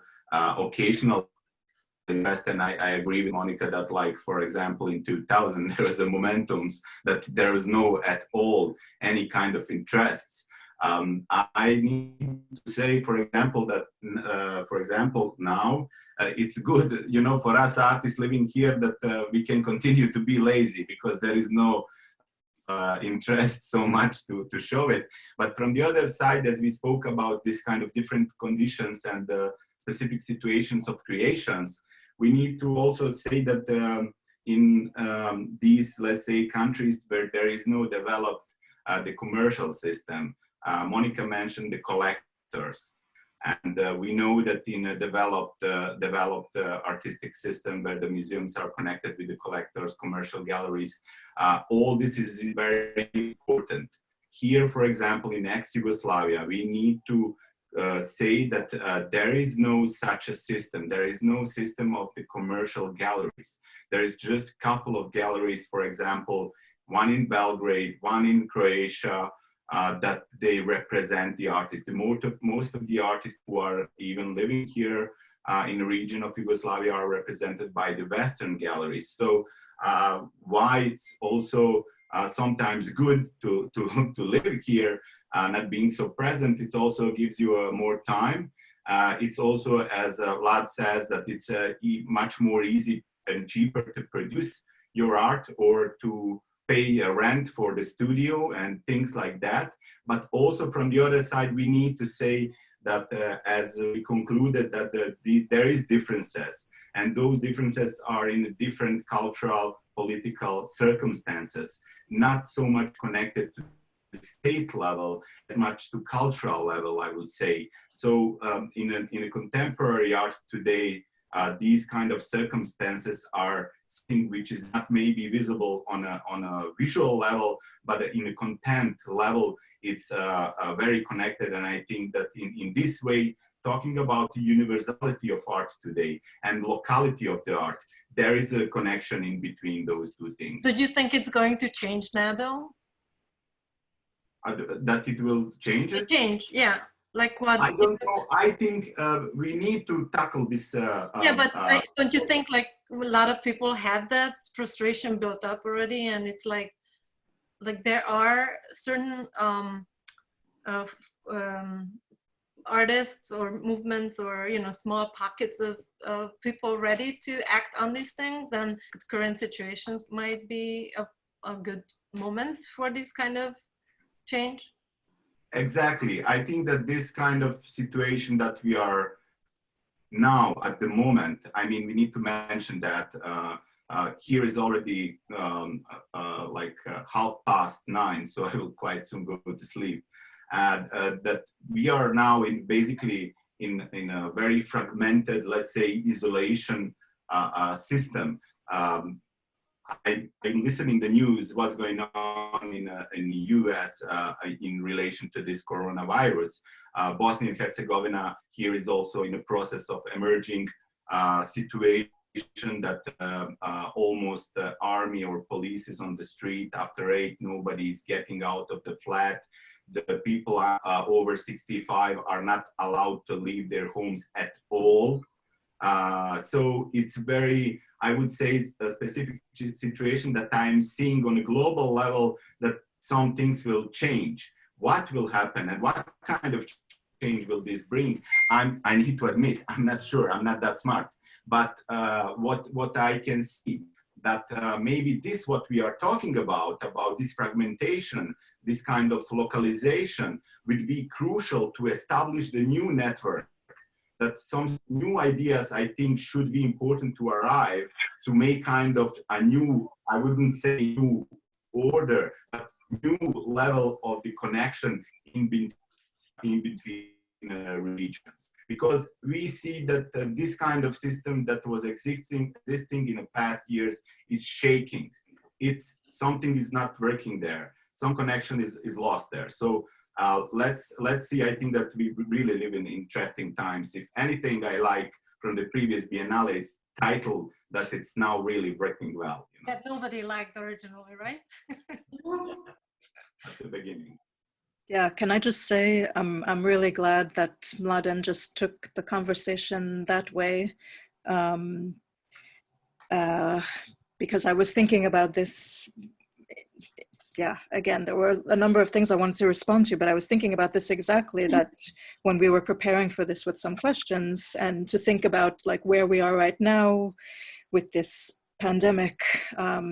I mean, maybe if anything positive can come out of it at all, I think hopefully it's something to do with the realization that we are global, we are all connected. Whether it's in our local situation, every action that every individual takes is going to impact countless other people in that locality, but it's also globally, we're all interconnected, we're all impacting everything that's happening in other parts of the world. Actually, my best friend keeps referring to the title of the Venice Biennale and saying, yeah, may we live in interesting times, exactly. And I'm also thinking very much now that we're talking about that title, that there was one very important exhibition that I was one of the curators of in Budapest in 1996, beginning of 1996, called The Butterfly Effect. And, I mean, if it hasn't been clear until now what the butterfly effect is and how it operates and how you can't predict in how many months or years what impact one tiny little flap of a butterfly's wing is going to have, on the other side of the globe. I mean, right now it should be really, really clear. And I just wanted to say also, because Zsuzsi was talking about being this kind of a global artist in a way, who is coming from one place, working in another place, living in another place. I mean, Vlad is also talking about nomadism. I mean, yes, especially in the art world, our society is also getting much, much more nomadic. And so, yes, how do we talk about these regional or local contexts anymore when we're all some kind of puzzle put together from so many different contexts interconnecting? And I also liked Vlad's example of Slavs and Tatars, who I love very much. And I think what they are doing is really fascinating, to find kinds of parallels in seemingly very, very different worlds from very different contexts, which do go back even to ancient times. I think that's a fascinating model. But in general, I wanted to say that I think if we are learning anything, or if we try to work in a curatorially responsible way and look at the whole art canon and where we are now, it's just a question of, you know, not making these divisions, but opening up the art canon from what was a very Western model, and seeing all of the other interconnections from the entire world. So I'll stop. That is kind of what I've been thinking about in general. I wanted to chime up with one remark responding to both Mladen and Adele.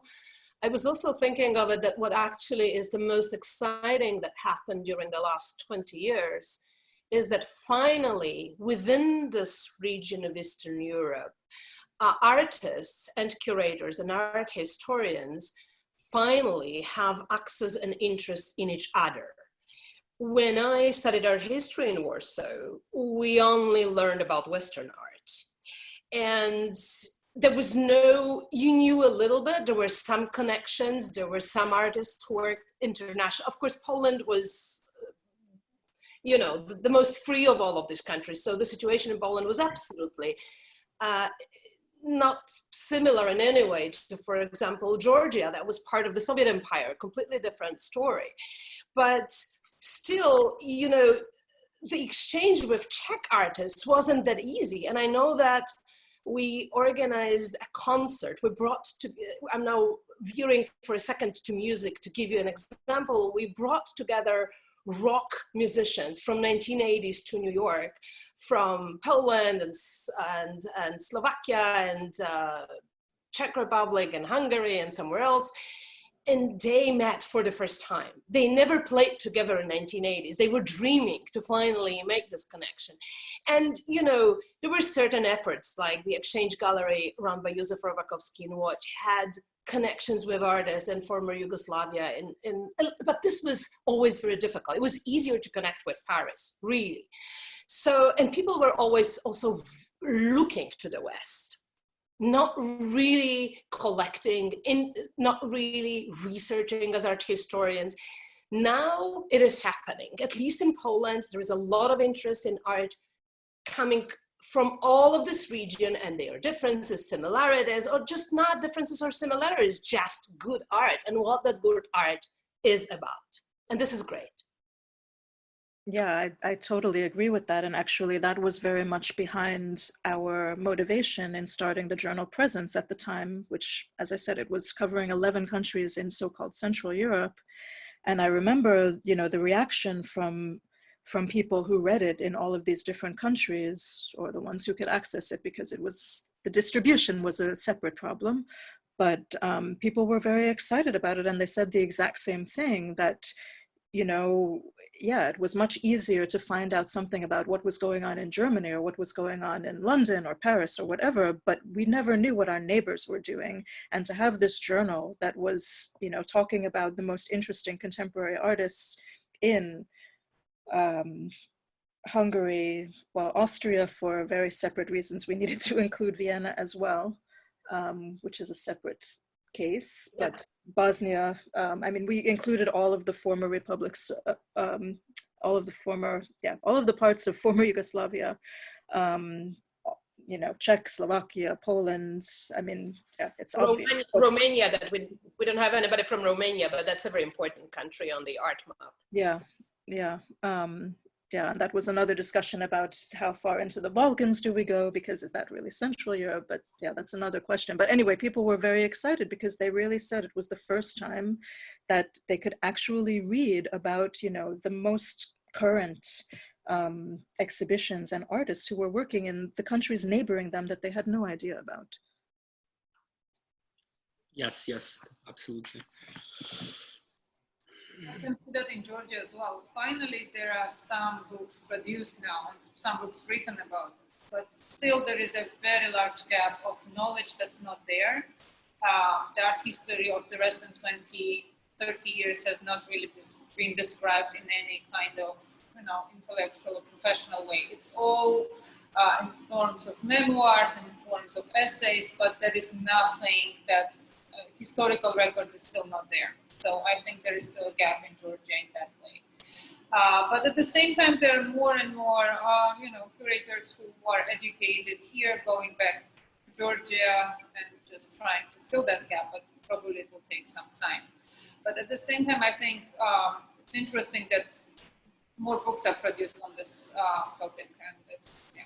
And I wanted to go back to Zsuzsanna's and to her book, which is interesting for me because it's a dual language book. It's English and Hungarian, and it was produced in collaboration, which now became even more kind of form of the day, like in terms of the social distancing, right? Because it was produced in one author was in the US and one author was in Hungary, and that's how it worked. So can you talk a little bit about this model of collaboration, which I think will become more and more order of the day? Yeah, exactly. And actually, thank you for also mentioning the fact that, okay, what do we do with this situation, right? Because there are a lot of divides, but artists and curators and institutions, we have a responsibility that Mladen was mentioning too. And I mean, all of us, I guess. And one of the things that I decided to do is break out from my own limitations. My art actually talks a lot about the limitation of technology, but I use it as a metaphor for like all these limitations that we grew up with and now in. And yes, and I think the way, the approach I'm seeing that's been working for me is not necessarily waiting for other galleries or institutions to start to work that way, but as an artist, promote the thinking and these processes and these methodologies that I've been sort of like poking at and trying and using, because these might be one day give some platform for even an institution to work that way. And sure enough, right now, the methodology that we used between János and I, sort of navigating the distance between Hungary and wherever I was online, now became the reality, right? But what I've been learning from this in the crisis today, I feel like we have a lot of artists who've been working on these methods. And there are a lot of art examples in art history, and even organizations trying to break out from. So I'm really paying attention to those already starting to push the limits, right? Because this situation, for me at least, it feels very familiar. I've been thinking about these things, not necessarily in this scale, and this is very traumatic, but we live through crises, and you can add to it too, like who are you looking at in terms of methodology? And now is the time to actually use these methods. Here it is. One of the methods is to consider our differences as an invitation for dialogue. This is a recently published book inspired by past dialogues between disciplines, including the Prague debates, and our desire to find and create a platform for connecting through our interests and also our differences. It was co-authored with János Áfra, Hungarian poet, and it's the result of a remote collaboration. János works and lives in Hungary, and I'm based in the US. At the time I was traveling, so this created a nomad working situation. It determined the tools I was able to use and influenced the content, of course. And this is the first cover as you open it from the front. Termékeny félreértés. And the English title when you open it from the back. Productive misreadings. The book starts on both ends. János and I started both at the same time while taking turns and working towards the middle. This was part of the horizontal framework we were experimenting with. And I tried to show you here. Instead of talking about it, we were more interested in activating these methods.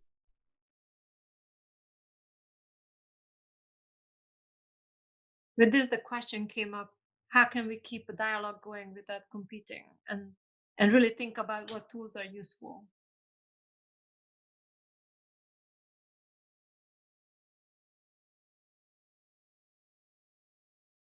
In this rapid process that we created, swapping images and words back and forth, it also created a sort of need for, like, the speed was very important and the quality was lowered, but the content was becoming sharper and sharper. So it's interesting how what I'm used to, I'm very perfectionist. So for me, it was very interesting experience because I couldn't have my tools that I'm used to, right? So I have to like move. And I used my iPhone camera most of the time, and this is an image from my exhibition in Israel. So I used anything, sort of like connecting a lot of materials in conversation, just like what we're doing here in this panel. It's very interesting because we become part of our part of each other's network, and that's the conversation what I'm interested in. And this book that I was working on is part of a larger series of network of books. So that's what I have to say about this. I don't know if you have questions or if you can actually see my background. Yeah, we can. I'm sorry, I'm trying to make it so it's like it's presentable, but also you can see me. And a lot of these pages come from the digital space, right? Like from my own frustration with the screen and not able to get things right. So I just made those frustrations visible. So that became part of the language. A language that I'm still looking to perfect, but in a non-perfect way, if it makes sense. Yes, and we're living in a time when I think perfection is kind of becoming a relative category a little bit, unfortunately. Which brings me to the final question I want to address during this panel. I think it's very important also, as we're talking about Eastern Europe and all the conflicts and all the unrest that part of the world has been undergoing on the last 30 years, right? I mean, all the civil wars and all the mistrust of the government, all this chaos. I think we went through what, in a way, we went through what we are experiencing now, although the scale is different, the context is different. But there are many attributes from that time that we can see developing globally right now in the US and in many countries and globally.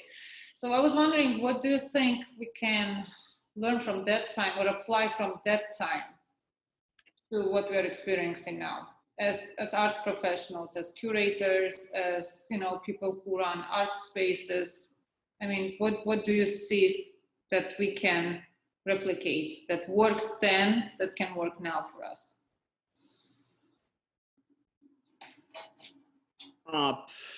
Social media, honestly, easy as that. I think internet and digital space is very important now, and the more projects we can find online that can feature an artist or a curatorial statement or a selection of works online is quite important. I know some collectors acquiring online, some curators searching for artists on Instagram even, and I really believe in this new medium. I think it's one of the ways, at the very least, very low cost way to do it. I'll definitely agree with you, Vlad, but also, I mean, there is such a proliferation of these online resources right now, it's very hard to distinguish. So actually what's worth your time, and time is always limited, even in this day and age. And so it's hard. So how do you pick what you want to look at? For us, we follow the artists that we are interested in, or we follow the museums or the galleries or whatever. But for someone who doesn't have that knowledge, how do you distinguish? I think it becomes a little hard. I think that's just the experience. That's part of natural processes that we kind of need to live through. And, then after several years, it's kind of organically happening, I guess. Or another response would be, that's why capitalism invented interns. Sort of statistically just explain the task and ask someone to, aggressively do the research. But I think there's so much material out there that I think it's more like I think we live in even more capitalist version of the ideas just spreading, and a lot of people are giving out sharing, sharing your thoughts and ideas, but there is no necessary safety. Like how do you protect your intellectual property, for instance? Really hard, I guess, and especially emerging markets and decentralized communities. Yeah, but I think there are answers. It's just I don't think we are addressing them yet, because there are a lot of new technology that's been used for this kind of thing. For instance, cryptocurrency, like how you can lock information in and Well, the origin thing. Who is inputting information there? Because that's another issue. But yeah, I'm sure technology is a big help overall. And how about privilege? Right? Like who has access to? Exactly. That's a big problem. That's a big problem, yeah. But I think also too, as technology progresses, the cost depreciation will soon be there. In other words, if iPhone is expensive and hard to afford now in certain parts of the world, then the more iPhones are sold in America, then the cheaper it will be in the short run or long run. Eventually technology will depreciate and be accessible. Yeah, I'll just say for myself, I am kind of overwhelmed by all of the online platforms and all of the virtual exhibitions and everything you can see right now online. It's really overwhelming to me, to the point that I don't even want to look. I don't like looking at exhibitions online in general. But I'm just thinking, maybe we're well, depending how long this situation goes on for, maybe we're kind of we can look to some models from history, we can say now. I'm just thinking, like Monika mentioned, how important, it's one thing to promote some art from some other country somewhere, but the most important thing is the exchange. And I feel that as well. I hope that soon we'll be able to go back to some kind of physical exchange where people can travel again. But I'm just thinking also, maybe we'll go back to mail art in some form, which was very strong, and especially from Eastern Europe in the 60s and 70s. And in fact, there was just a couple of weeks ago, or maybe a month ago, I don't know anymore, a huge conference in Budapest that was organized for the 40th anniversary of Artpool, which is the main organization in Hungary that has collected and has a huge archive that is now in the Museum of it's in the Museum of Fine Arts, which focuses on mail art from all over the world, so globally, and also performance art. So they have a huge archive of original materials and documentation that is related to mail art, performance art, huge video archive. So maybe we'll go back into some form of this.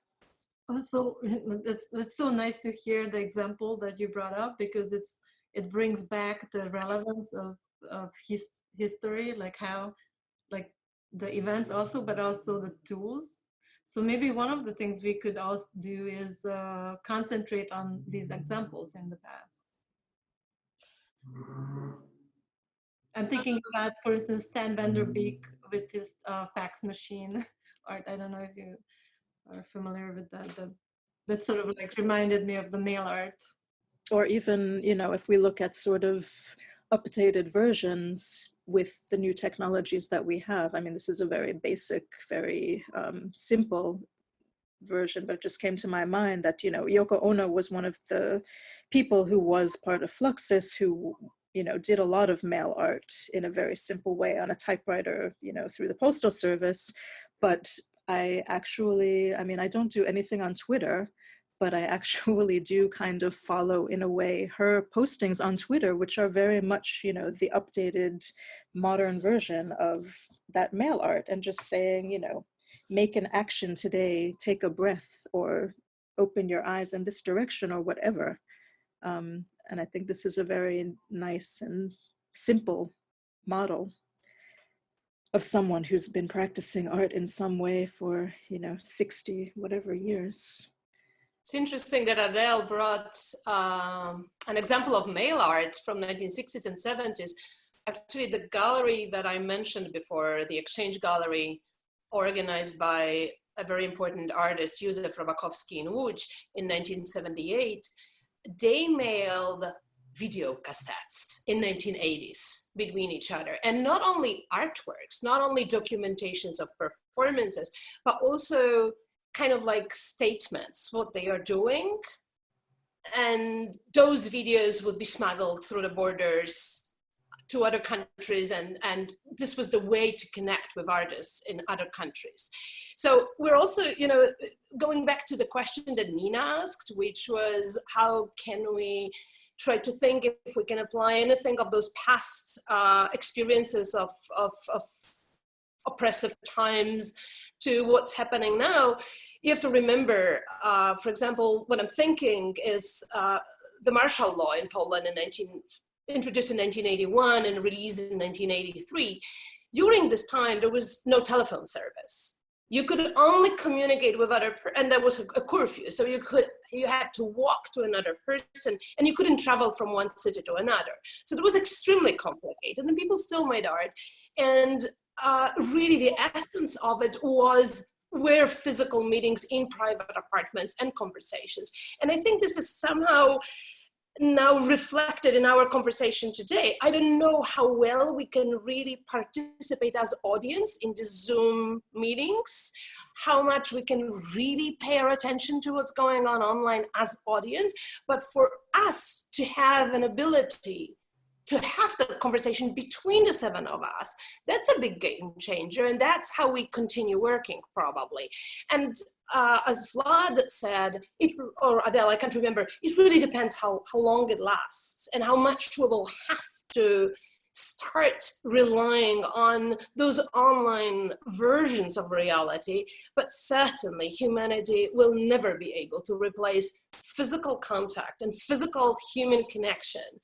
First of all, in terms of conversation and dialogue, and secondly, in terms of actually viewing art, the quality of art. It's not even painting, but every other form, you really have to see it in person. Yeah, I totally. At the end of the day, after seeing it online. I totally agree with everything you said, Monika, and I actually, because I kind of entered into this conversation in a weird way at the beginning, and I didn't really even thank Nina for doing this. But I'm so happy that we've been having this conversation, and yeah, whether we're a new network or whatever we are, but I mean, it's definitely in this last 2 hours, whatever, has lifted my mood very much. I have been really trying to get myself into some kind of a new regular schedule or something, which has been very difficult. And, you know, I'm trying to do things that I feel are productive or enjoyable or something. And then, you know, there are moments of feeling like, you know, what can you do? And does it change anything? And we're just sort of stuck in this situation. But I'm so happy that we did have this conversation, and it's very productive. I wanted to say something else, but now it went out of my head, so I'll stop. Okay, can I conclude because I go to sleep? Balcony. Don't get me wrong in a way that being some sort of masochist, but I think that this self-isolation and the social distancing will force people in a way to reuse this, as we now mentioned. For example, artists did the mail art, reuse all possible channels of communication and connecting people in between, and also to understand how precious were these kind of personal contacts and also exchange of the different values. And also, I think that this limited space of being that we are quite forced now to be in isolation will open unlimited space of thinking, because it's usually vice versa. When we are like completely free and we feeling free, that we actually limit our space of thinking. I think that now we have a chance to do opposite, to be this limited space of being open, unlimited space of thinking, because it is like that. So I wanted to leave some kind of positive conclusion from my side. So I'm really happy that I share a few words with all of you, and it was really extremely interesting, and for me very precious to hear these different positions, different perspectives at this very particular moment. Thank you. Thank you for inviting. Thank you. Thank you. Well, thank you. Nadja, do you want to add anything? No, I just wanted to say that I think we're going to have to install a sign at the gallery, you know, that basically, if we want to do any future shows, I'm thinking about that, of course. I'm like, oh, so what, you know, like those signs where you release your rights to be photographed, you release your rights to be exposed to a virus. I know it sounds like a bad joke, but yeah. Obviously, I'm thinking about how is the future of our space? What are we gonna do? Our members are not coming right now; they're at home. It's tough, but I feel very supportive. They're very supportive, and also obviously our work together between me and Nina is great and very strong, and. Yeah, but for a moment, I think everybody had this horror vision, you know, now you're left on your own, and you know, you're gonna have to suffer that through. But I actually feel like there is an awareness in the art world between art workers in New York specifically that, you know, we're all in the same boat and we're all gonna have to carry this hardship, and losing jobs and opportunities is very common. And so I am, in a positive way, really inspired to be part of a society that, you know, shares yeah, responsibility for each other, and I hope that we can learn from the situation and continue to do this, and you know, and this is very radical to hold this right now, to hold this form of conference. I know you were, for a few days, you were struggling. You were like, oh, should I really do this or not? And I want to thank you that you did. And it's very vitalizing and rewarding to continue conversation. Yeah. Thank you for participating, really. I thought, yeah, I mean, I was not sure 100% if everybody wanted to do it now, but I'm really glad that we did, and I think it lifted us a little bit for at least those 2 hours of our present kind of urges. But now we need to get back to reality. I need to get back to the Bronx. So thank you so much. I appreciate it, and I think we have, all of us, we are resilient enough to get back to it, and just, you know, just go on to what we're doing. And until then, we're just doing it in our own bubbles. What else is there? Thank you. Thank you so much. I really appreciate it. Stay healthy. I'll talk to you all soon. Bye. Thank you. Bye-bye. Bye. Bye.